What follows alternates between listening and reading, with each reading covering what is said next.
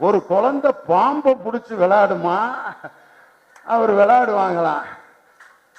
ஐயா ப்ரோ, குழந்தை பாம்பை பிடிச்சி விளையாண்டா பாம்பு போட்டுச்சுன்னா வாயில நுறதான், பார்த்துக்குங்க. ஒரு குழந்தை வளர்றதுக்கே இவ்வளவு நாள் ஆகுது. ஒரு அரசியல் இயக்கம் தொடங்கி 2 வருஷத்துல ஆட்சியை பிடிக்கணும்னா என்ன நக்கலா? சும்மா மேடையில தனியா ஒரு 4-5 பேர் தங்கிட்டு உட்கார வச்சுட்டு மைக் எடுத்துக்கிட்டு இந்த ஓரத்துல ஓடுறது, இந்த ஓரத்துல ஒடியாடுறது, அப்புறம் நின்று பேசுறது, அப்புறம் பேப்பரை பார்த்து பேசுறது, பார்க்காம பேசுறது, இந்த மாதிரி எல்லாம் நான் யாரையும் குறிப்பிட்டு சொல்ல, தயவுசெய்து கை தட்டி ஏதாவது ஏடாகுணம் பண்ணிடாது. பட்டுக்கோட்டை கல்யாண சுந்தரம்னா, நெஞ்சில் குடியிருக்கும் அன்பருக்கு நான் இருக்கும் நிலைமை என்னவென்று தெரியுமான். பட்டுக்கோட்டை ஒரு காதலன் பாடுற மாதிரி எழுதுற வார்த்தை அது. நெஞ்சில் நிறைந்திருக்கும்னு எழுதியிருக்கலாம், நெஞ்சில் மகிழ்ந்திருக்கும்னு எழுதியிருக்கலாம், நெஞ்சில் வாழ்ந்திருக்கும்னு கூட எழுதியிருக்கலாம். ஏன் குடியிருக்கும்னு எழுதினார்னா, அவன் வாடகைக்கு கூட குடியிருப்பான், வந்துட்டு எப்ப வேணாலும் காலி பண்ணி போயிடுவேன். அவர் ஐபிஎல்லையும் இன்டர்நேஷனல் மேட்ச்லையும் ஆடிக்கிட்டு இருக்காரு. இப்ப யாரு? நம்ம துணை முதலமைச்சர். வெளியில சின்ன பிள்ளைகள்லாம் சேர்ந்து லப்பர் பந்துல சிக்ஸர் அடிப்பவர்களை பார்த்து, கைதட்டுபவர்களை பார்த்து நாங்கள் எல்லாம் பயப்பட மாட்டோம். எங்கள் துணை முதலமைச்சர் களத்தில் நின்று போராடி கொண்டிருக்கிறார். திமுகவை தீய சக்தி என்று சொன்ன அந்த குரூப் எல்லாம் தீஞ்சு போன சக்தியாக இன்று இருக்கிற இடம் தெரியாம இன்னைக்கு உட்கார்ந்துருக்காங்க. முன்னாள் முதலமைச்சர் எடப்பாடி பழனிசாமி பேசுறாரு, எங்களை பற்றி மேடையிலே எதிர்த்து பேசாமல் விட்டு விட்டார். அதனால் நாங்கள் மிகவும் நன்றாக ஆட்சி செய்திருக்கிறோம் என்று பொருள். ஐயா, உங்களை பத்தி ஏன் பேசலன்னா, உங்களை ஒரு மனுஷனாவே மதிக்கலன்னு அர்த்தம்.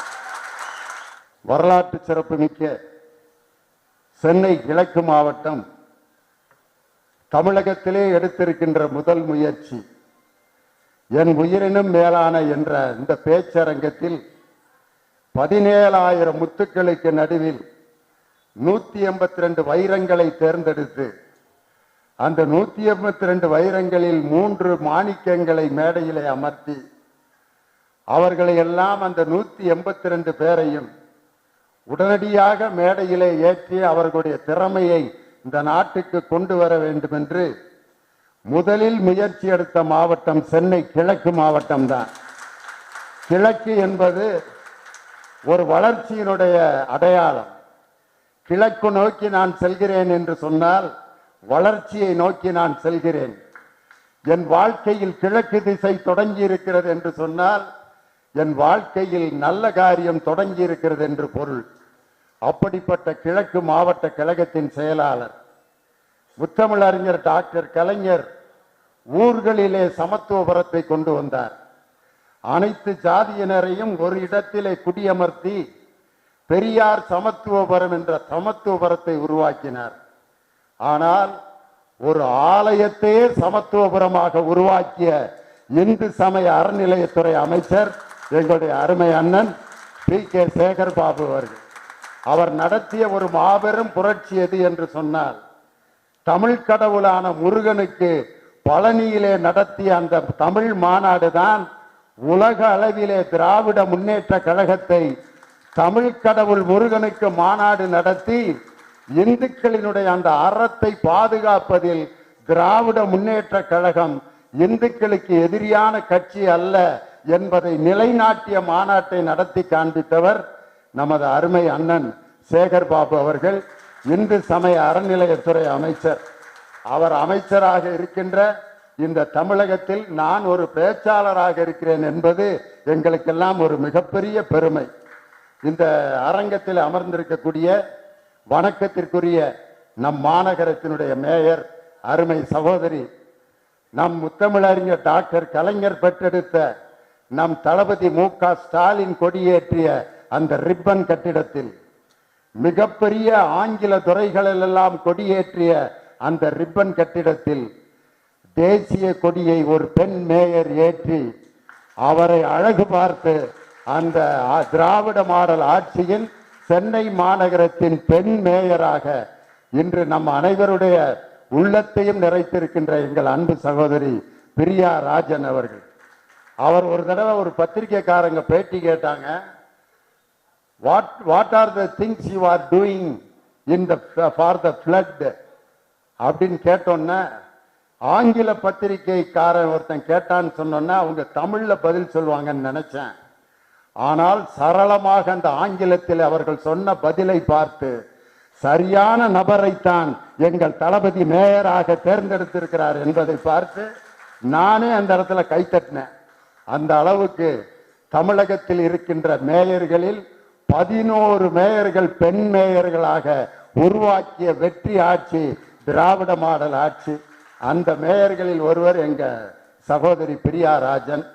என் அருமை தம்பி திருவிக்கா நகர் தொகுதியினுடைய சட்டமன்ற உறுப்பினர் தாயகம் கவி.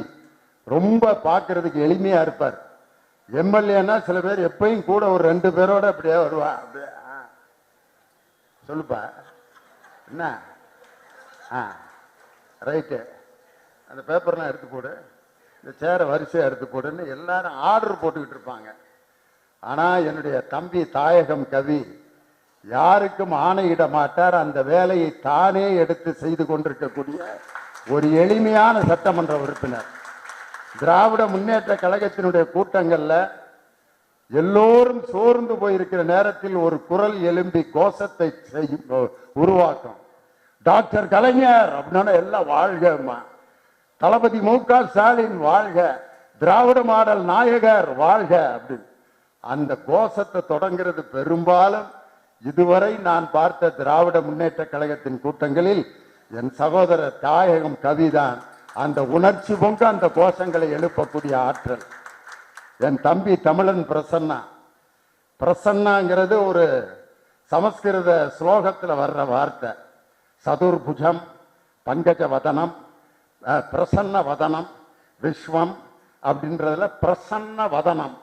பிரசன்னம்னா அழகு என்று பொருள். தமிழை அழகாக உச்சரித்து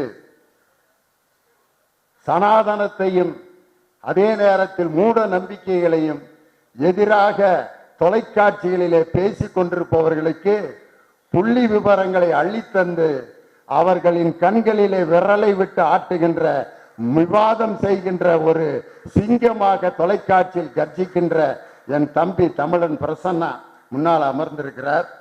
இந்த நிகழ்ச்சியை தலைமையை தாங்கி நடத்தி கொண்டிருக்கக்கூடிய பகுதி கழகத்தினுடைய செயலாளர் தமிழ்வேந்தன், அருமை சகோதரர் ருத்ரமூர்த்தி மற்றும் இந்த நிகழ்ச்சியில் கலந்து கொண்டிருக்கக்கூடிய சாமி கண்ணு மற்றும் சரிதா மகேஷ்குமார், புனிதவதி எத்திராஜன் மற்றும் பரிமளா சுரேஷ் பாபு நன்றி உரையாற்ற காத்திருக்கின்ற அவர்களுக்கும், எனக்கு முன்னால் மிக சிறப்பாக உரையாற்றிய அருமை தம்பி பம்மல் தினேஷ் என்ன அருமையா பேசினார் பாருங்க. உண்மையில இந்த மாதிரி வாய்ப்பெல்லாம் எனக்கு இந்த வயசுல கிடைக்கவே இல்லை. அதே மாதிரி தம்பி மாறன் அப்படியே இப்படி நின்று பேசுறதுலே அப்படியே அந்த கோபத்தை அப்படியே அருமையா வெளிப்படுத்தினார். இந்த வாய்ப்பை எல்லாம் ஏற்படுத்தி கொடுத்து ஒருங்கிணைப்பாளராக இன்று செயலாற்றி கொண்டிருக்கக்கூடிய டாக்டர் யாழினி.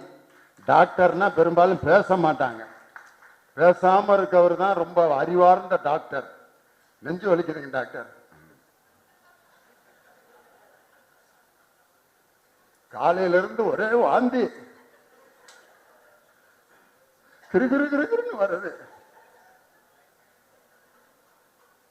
அவனு ஒரு 15 மாத்திரை எழுதி அவன் கையில் கொடுத்து அங்கே போய் ஒரு கம்பவுண்டர்கிட்ட வாங்கி போய் சாப்பிடியாம. பெரிய டாக்டருங்க, வாய் திறந்து பேசவே மாட்டார். காரணம் என்னன்னா அவர் அவ்வளவு அறிவானவர்.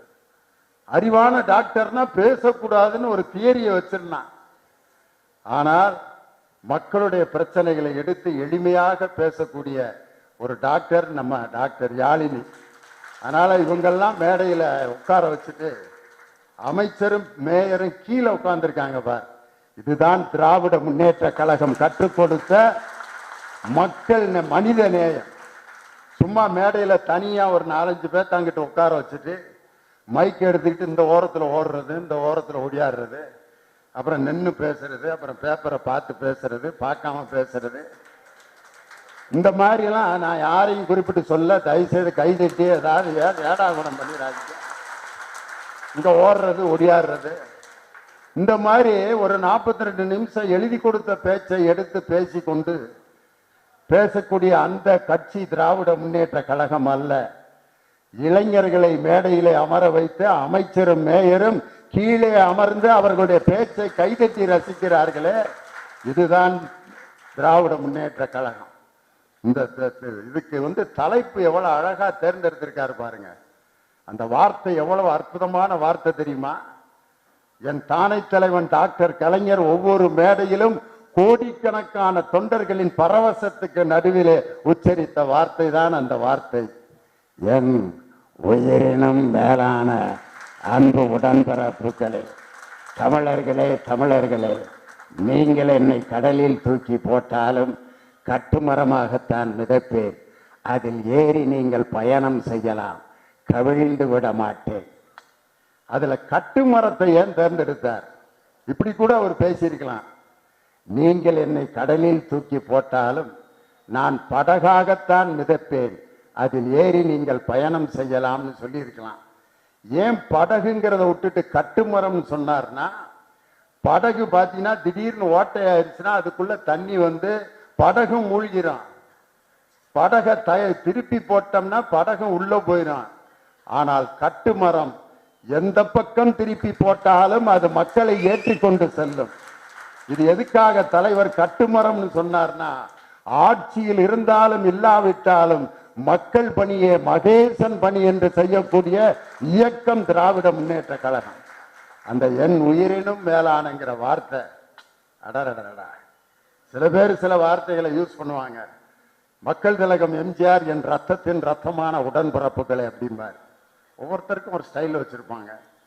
நம் தமிழக முதல்வர் அவர்கள் பதவியேற்பு விழாவிலே சொன்ன அந்த ஒரு வாக்கியம் இந்திய மாநிலங்கள் அனைத்திலும் எதிரொலித்து இன்று தமிழகத்தில் பின்பற்றப்படும் திராவிட மாடல் இந்திய மாநிலங்களுக்கே மாடலாக திகழ்ந்து கொண்டிருக்கிறது.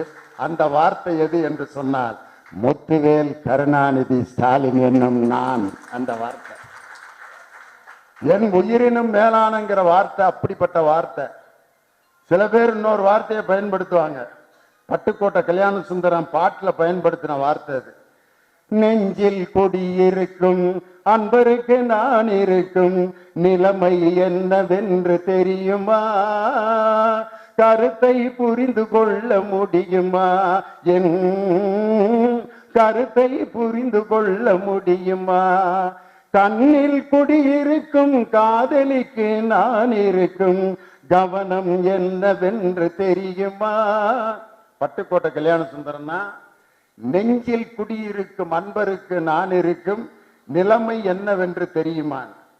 பட்டுக்கோட்டை ஒரு காதலன் பாடுற மாதிரி எழுதுற வார்த்தை அது. நெஞ்சில் நிறைந்திருக்கும்னு எழுதியிருக்கலாம், நெஞ்சில் மகிழ்ந்திருக்கும்னு எழுதியிருக்கலாம், நெஞ்சில் வாழ்ந்திருக்கும்னு கூட எழுதியிருக்கலாம். ஏன் குடியிருக்கும்னு எழுதினார்னா, அவன் வாடகைக்கு கூட குடியிருப்பான், வந்துட்டு எப்ப வேணாலும் காலி பண்ணி போயிடுவேன். அதனாலதான் நான் குடியிருக்கும்ங்கிற வார்த்தையை பயன்படுத்திட்டேன்டா.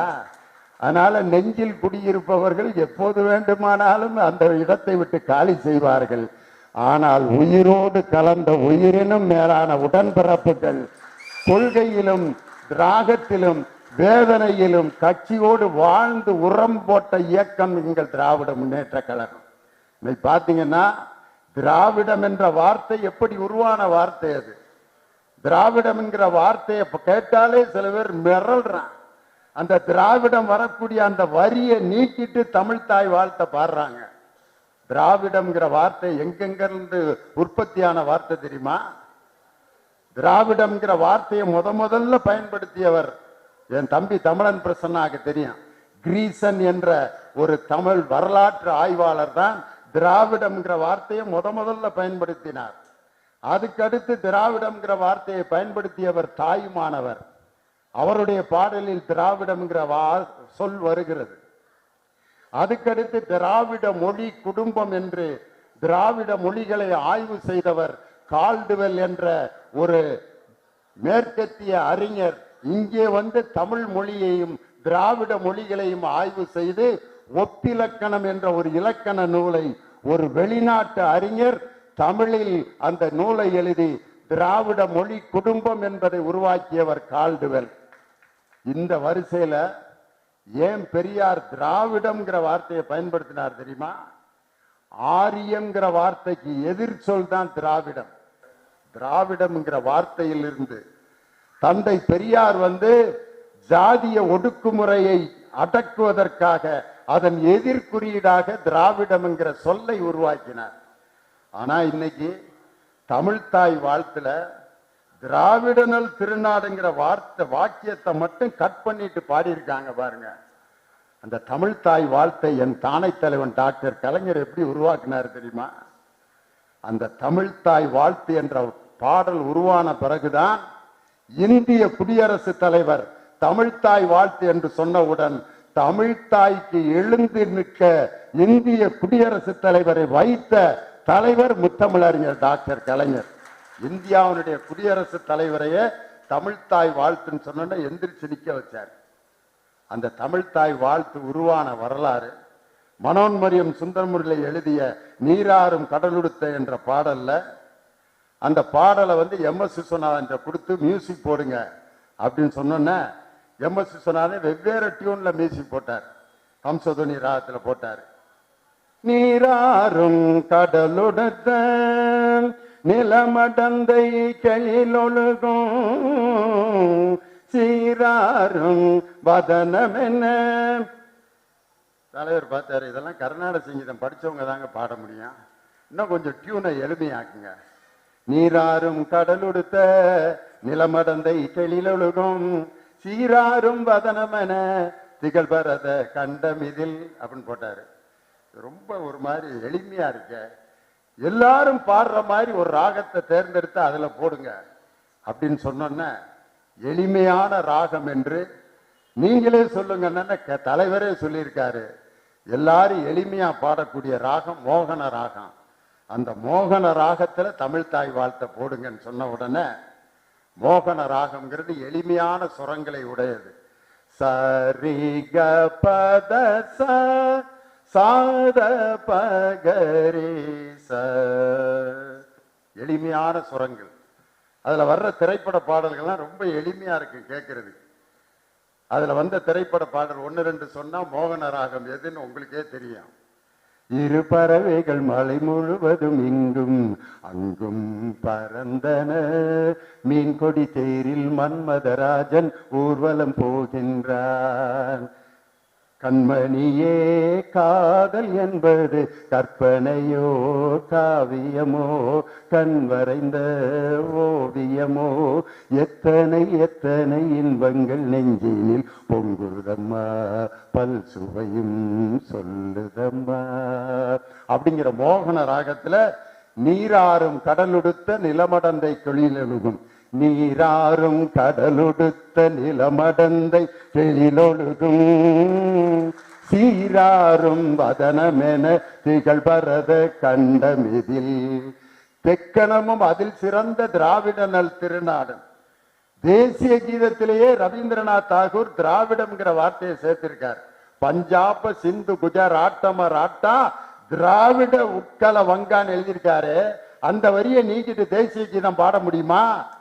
தமிழ்தாய் வாழ்த்துனா உங்களுக்கு என்ன சுக்கு மிளகா அல்லது தொக்கா? எல்லா தமிழனும் எதிர்த்து நின்று திராவிடனல் திருநாடும் என்ற வார்த்தையை நீக்கிய அந்த செயலுக்கு வன்மையாக எல்லோரும் கண்டிப்பார். இன்னைக்கு பாத்தீங்கன்னா ஒரு கட்சிங்கிறது சாதாரணமா உருவானதில்லை. எனக்கு 25 நிமிஷம் தான் டைம் கொடுத்துருக்காங்க டாக்டர். கரெக்டா 25 நிமிஷத்துல முடிச்சிருங்க ஐயா அப்படின்னு இருக்காங்க. அவங்களுடைய ஆணைக்கு நான் கட்டுப்படணும். அதனால ஒரு கட்சிங்கிறது சாதாரணமா உருவானதில்லை. இன்னைக்கு டாக்டருக்கு தெரியும், ஒரு குழந்தை பிறந்தோன்னு டக்குன்னு வளர்ந்து அப்பா அம்மாட்ட பேசினதா சரித்திரமே கிடையாது. இப்படி ஒரு குழந்தை உருவாதுன்னு வச்சுக்கோங்க. ஒரு குழந்தை பிறந்தோன்னே நேரம் அவங்க அம்மாட்ட அம்மா நல்லா இருக்கியா, ஏக்கா யாரு அப்பா யாரு, என்னடா பிறந்தோன்னு பேசுனேன், என்னடா பேய் பிறந்துட்டான் போல இருக்கு, இந்த ஒரு நிமிஷம் நான் கடையில போய் மிட்டாய் வாங்கிட்டு வரேன்ட்டு பிறந்த குழந்தை இறங்கி நடந்து போனா அந்த குடும்பம் சந்தோஷப்படுமா ஐயா? பிறந்த குழந்தை எடுத்தோன்னு நடந்து போனா அந்த குடும்பம் சந்தோஷப்படுமா? நடந்து போனாலே பயப்படுறாங்க, பேசினாலே பயப்படுறான், பேய் பிறந்துருச்சுன்னு மிரள்றான். ஒரு குழந்தை பாம்பை பிடிச்சி விளையாடுமா? அவர் விளையாடுவாங்களாம். ஐயா அப்புறம் குழந்தை பாம்பை பிடிச்சி விளையாண்டா பாம்பு போட்டுச்சுன்னா வாயில நுறதான், பார்த்துக்குங்க. குழந்தை பேசுறதே முதல்ல பிறந்தோன்னு பேசாது, நடக்காது. ஒரு குழந்தை நடந்து போறதுக்கு எவ்வளவு கஷ்டப்படும். நடவண்டி வச்சு நடந்து, செவுத்த பிடிச்சு நடந்து, அப்பா அம்மா கைய பிடிச்சு நடந்து, அம்மா அப்பா பாட்டி தாத்தா அப்படின்னு சொல்லி ஒவ்வொரு வார்த்தையும் கேட்டு கேட்டு ரசிச்சு அந்த குழந்தை ஓடுறத பார்த்து பேசுறத பார்த்து ஒரு குழந்தை வளர்றதுக்கே இவ்வளவு நாள் ஆகுது. ஒரு அரசியல் இயக்கம் தொடங்கி 2 வருஷத்துல ஆட்சியை பிடிக்கணும்னா என்ன நக்கலா? என்னங்கடா அது? டாக்டர் அம்மாவுக்கு தெரியாத விஷயம் கிடையாது. ஒரு வியாதிக்கு வந்து ஒருத்தவங்க கேட்குறாங்க மருந்து, 15 நாளைக்கு எழுதி கொடுக்குறீங்க. காலையில் ஒன்று, மத்தியானம் ஒன்று, நைட்டு ஒன்று. இது வந்து பிஃபோர் மீல்ஸு, இது ஆஃப்டர் மீல்ஸ். சாப்பாட்டுக்கு முன், சாப்பாட்டுக்கு பின். 15 நாள் கண்டிப்பாக சாப்பிட்ணும். இடையில நின்றுச்சுங்கிறதுக்காக நிறுத்திடாதீங்க, 15 நாளும் சாப்பிட்ணும். ஒருத்தர் என்ன பண்ணிட்டேன், 15 மாத்திரையும் ஒரே நாளில் தின்னுபிட்டு வந்து வயிறு வீங்கி போய் படுத்து கிடக்கிறேன். ஏன்டா டாக்டர் சீக்கிரம் சரியாகணும்ட்டு 15 ஒரே நாள் சாப்பிட்டேன் டாக்டர். அறிவு இருக்காடா உனக்கு? படிப்படியா குணமானும்டா, அதுக்கு பேர் தான்டா குணமாகிறது. படிப்படியான வளர்ச்சி தான் நிரந்தரமான வளர்ச்சி. எடுத்தொன்ன உருவாகின்ற வளர்ச்சி வரும், ஆனால் வந்த நேரத்திலே காணாமல் போய்விடும். அப்படி காணாமல் போனவர்கள் எத்தனையோ பேர். திராவிட முன்னேற்ற கழகத்தை எதிர்த்து நின்றவர்களை பார்த்து என் தானை தலைவன் டாக்டர் கலைஞர் திரைப்படத்தில் வசனம் எழுதினார். நெருப்போடு போர் தொடுக்க வந்த வெட்டில் பூச்சியிலே, நெருப்போடு போர் தொடுக்க வந்த வெட்டில் பூச்சியே, நீ விட்டில் பூச்சியாக நெருப்பிலே விழுந்து எந்த நேரத்தில் வேண்டுமானாலும் நீ இறந்து போவாய். அடுத்து உதாரணம், நெருப்போடு போர் தொடுக்க வந்த வெட்டில் பூச்சியே, கலிங்கத்து பரணியை மறைக்க வந்த காரிருளே, புறநானூற்றை மறைக்க வந்த புழுதி காற்றே. இன்று திமுக என்ற அந்த நெருப்பு பந்தத்தின் அதை வீழ்த்தனும் நினைத்த வெட்டில் பூச்சிகள் எல்லாம் இன்று திமுக என்ற ஜோதியிலே ஐக்கியமாய் பல பேர் கிடக்கிறார்கள். யாருன்னு நான் குறிப்பிட்டு சொல்ல வருத்தப்படுவாங்க. சில வெட்டில் பூச்சிகள் அந்த வெப்பத்துக்கு பயந்து அந்த பக்கம் விழுந்து தானா செத்து கிடக்குது. திமுகவை தீய சக்தி என்று சொன்ன அந்த குரூப் எல்லாம் தீஞ்சு போன சக்தியாக இன்று இருக்கிற இடம் தெரியாம இன்னைக்கு உட்கார்ந்துருக்காங்க. முன்னாள் முதலமைச்சர் எடப்பாடி பழனிசாமி பேசுறாரு, எங்களை பற்றி மேடையிலே எதிர்த்து பேசாமல் விட்டு விட்டார். அதனால் நாங்கள் மிகவும் நன்றாக ஆட்சி செய்திருக்கிறோம் என்று பொருள். ஐயா, உங்களை பத்தி ஏன் பேசலன்னா உங்களை ஒரு மனுஷனாவே மதிக்கலன்னு அர்த்தம். நீங்க இருக்கீங்களா இல்லையாங்கிறது அந்த குறுப்புகளுக்கு ஞாபகம் இல்லைன்னு அர்த்தம். நீங்க ஏதோ பெருமையா பேசிட்டாங்கன்னு பீதிக்கிட்டு தெரியாதீங்க. அவரு சொல்றாரியா, திராவிட முன்னேற்ற கழகம் சரிந்து கொண்டிருக்கிறது. யார் யாரை பார்த்து சரிந்து கொண்டிருக்கிறதுங்கிற வார்த்தையை பயன்படுத்துவது. இன்னைக்கு திராவிட மாடல் ஆட்சியினுடைய அடுத்த தலைமுறை எங்கள் துணை முதலமைச்சர் இளைய தலைவர் அருமை தம்பி உதயநிதி ஸ்டாலினுடைய அந்த வருகை எப்படிப்பட்ட வருகை தெரியுமா? சும்மா சாதாரணமா அல்ல. முரசொலி பத்திரிகையினுடைய நிர்வாக இயக்குனராக பொறுப்பு கொடுத்தார்கள்.